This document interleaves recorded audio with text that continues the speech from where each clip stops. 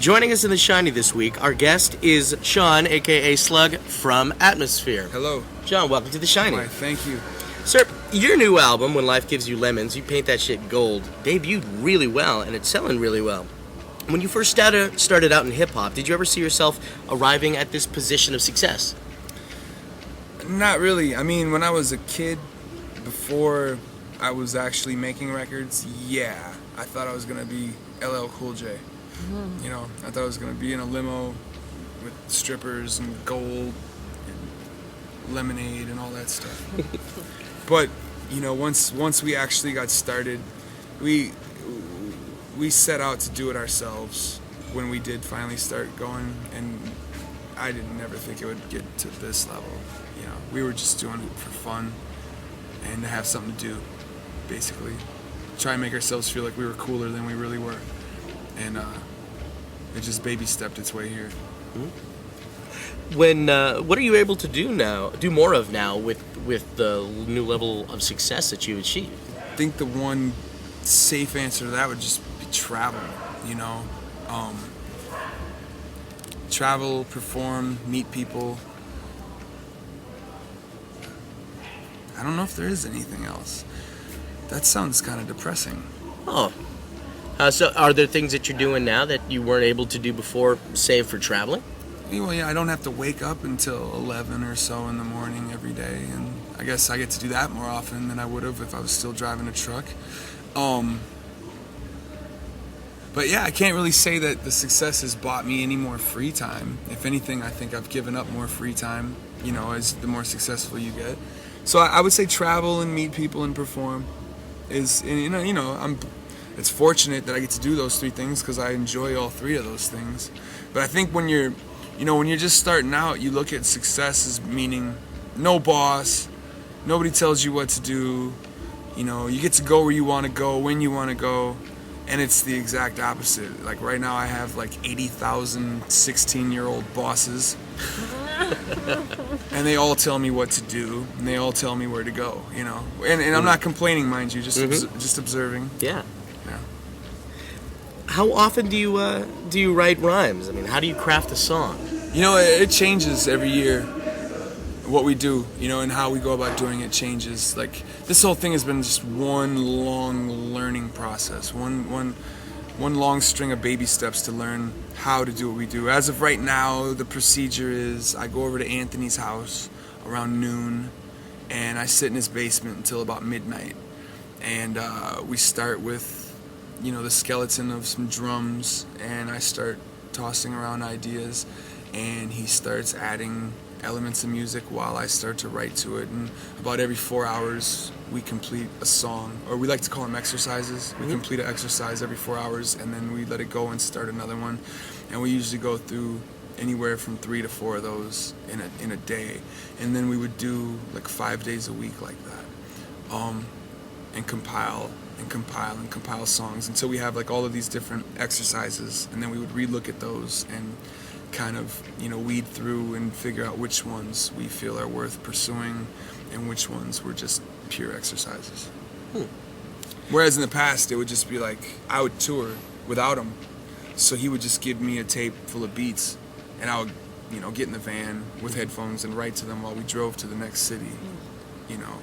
But we kind of, you know, prior to that I used to just write at home with no music whatsoever and go to his house, and he would go, I want you to rap on this beat, and I'd listen to it, and I'd go through all the different things I'd written that week and go, this'll work. And then we would spend Sundays, you know, doing that for like 20 hours on Sundays and try and make 12 songs every Sunday. We've always been the kind of group that makes way too much stuff, but 90% of it is garbage. It's just exercises, you know. At least nowadays we've gotten smart enough to call it exercises. We used to call it garbage. Staying positive. Yeah, but we've gotten to a point now where we just try to pull rabbits right out of the hat, you know. It's like I have no ideas. I go over there and I create the idea in his basement while he's creating the music, and then I create the words while he's finishing the music. And it seems to be my favorite way so far. But I hope that's kind of how it's supposed to be, you know. You're supposed to learn and progress, and I feel like that's where we're at now. The more that you work on stuff, the better you get at it, the the more your gears are lubricated to make more stuff. If that were true, I would be the best in the world right now. Who's to say you aren't? Nah, not yet. I got a ways to go.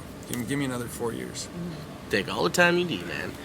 Your lyrics deal with very heavy topics. It must be daunting to get your crowd to pogo over lyrics dealing with paying child support or alcohol addiction. What are your tactics to get a crowd going? For live, to me, it's all about like. Can I use the word nuance? Can I use it incorrectly real quick? Sure. It's all about it's like, a live show. I go for what the traditional live rap show is.